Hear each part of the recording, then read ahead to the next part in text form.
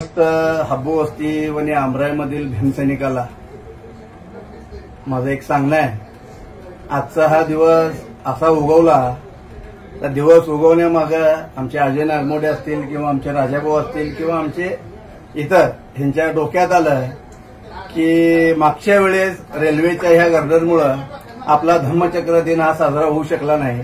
त्याच्यामुळे आपल्या सर्व भीमसैनिकांना आपल्या वस्तीतल्या सर्व मुलांचे हाल झाले आम्हाला माहिती आहे. त्यांना अंगावर आपले कपडे चढून आपला धम्मचक्र दिन 68वा साजरा करायचा होता, पण तो साजरा करता आला नाही.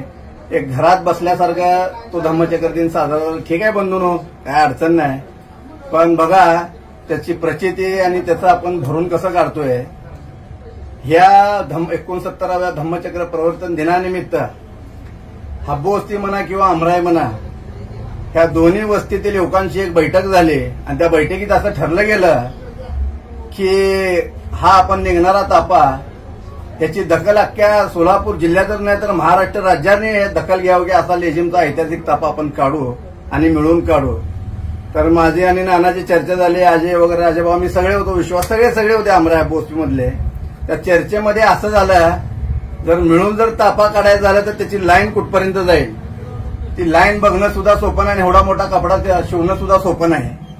पण सगळ्यांच्या तोंडातून सगळ्याच्या मुखातून अशी गोष्ट आली की सीएनएस हॉस्पिटलपर्यंत लाईन गेली तरी हरकत नाही, पण हा तापा आपल्याला मिळून काढणं गरजेचं आहे. तर म्हणून हे खूप मोठे आपल्यासाठी इतिहासाचा क्षण आहे.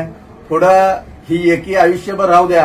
आंबेडकर जयंती आपण सगळेजण काढतोच, आपापल्या सगळ्या मंडळातून साजरी होतेच, पण धम्मचक्र प्रवर्तन दिन हा असा आहे की सगळ्यांनी मिळून एकोप्यानं साजरा करण्याचा हा आपल्या बाबासाहेबांनी आपल्याला धम्मचक्र स्वीकारून दिलेला हा सण आहे. आपल्यासाठी खूप मोठा सण आहे. तर हा सण साजरा करण्यासाठी जो येणारा धम्मचक्र प्रवर्तन दिनाचा जो तापा आहे, सर्व भीमसैनिकांनी हजारोच्या संख्येने माप द्यावे.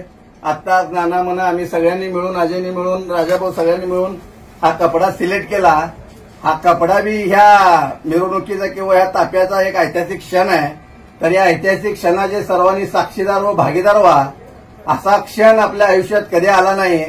मी माझ्या वयाच्या 39व्या वर्षापर्यंत तर असा मी तापा कधी बघू शकलो का नाही मला माहित नाही, पण हा तापा खूप मोठा निघणार आहे. याची दखल महाराष्ट्र घेणार आहे. तर सगळ्यांनी या ताप्यामध्ये सामील व्हावं व आपला एकोपा दाखवा. एवढं बोलतो. जय भीम, नमो बुद्धाय.